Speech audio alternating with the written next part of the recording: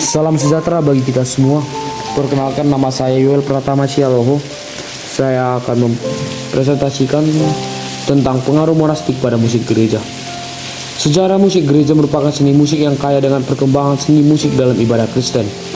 Dalam kehidupan gereja, yaitu mulai dari zaman Kristen, mula-mula musik gerejawi sudah memiliki peran penting, dan di mana musik juga telah lama menjadi bagian integral dalam kehidupan liturgis Kristiani di gereja, terutama sejak abad pertengahan. Liturgi Kristiani tidak hanya dilakukan di gereja, tetapi juga dalam praktik kehidupan sehari-hari. Musik memiliki peran sentral dalam produk keagamaan. Tradisi musik gereja yang kita kenal saat ini dipengaruhi oleh perkembangan di biara-biara. Dan jika membahas monastik, tentu saja sebuah musik tidak hanya digunakan sebagai sarana ekspresi spiritual, tetapi juga digunakan sebagai instrumen pendidikan dan juga pembentukan karakter keagamaan. Musik dan gereja tidak dapat dipisahkan, yang dimana musik dipengaruhi oleh tradisi monastik yang memiliki dampak besar pada kehidupan religius. Musik dalam gereja Kristen pertama kali muncul karena adanya adaptasi dari tradisi Yahudi.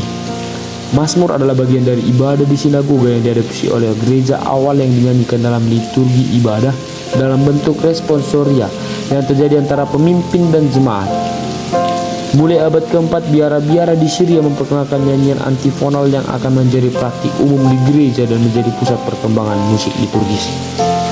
Musik ini terus berkembang, terutama setelah gereja dilegalkan oleh Edik Milano pada tahun 313. Perkembangan musik gereja memiliki kaitan erat dengan tradisi monastik, di mana biara memainkan peran kunci dalam pemeliharaan dan pengembangan nyanyian liturgi.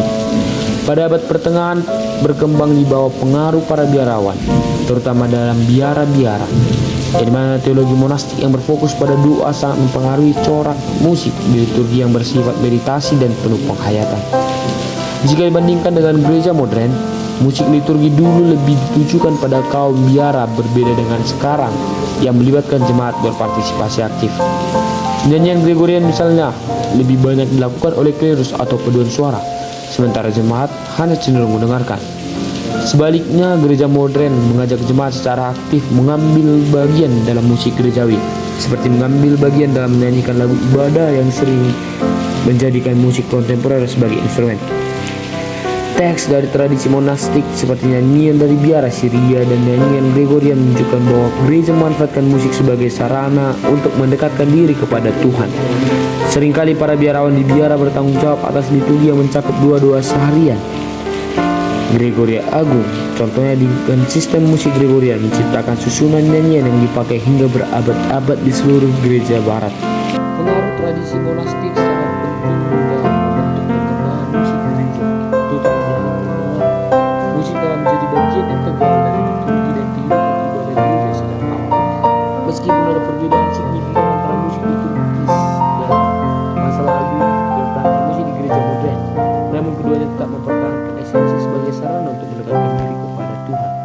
Tradisi monastik telah memberikan warisan berharga dalam bentuk musik liturgis yang terus hidup dan berkembang hingga saat ini.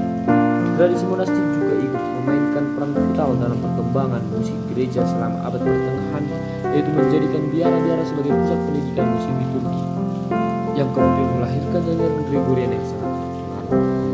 Meskipun praktik musik di gereja modern telah banyak berubah dengan partisipasi lebih besar dari jemaat dan penggunaan instrumen yang lebih beragam, namun warisan dari abad pertengahan, terkhusus tradisi monastik, akan tetap menjadi dasar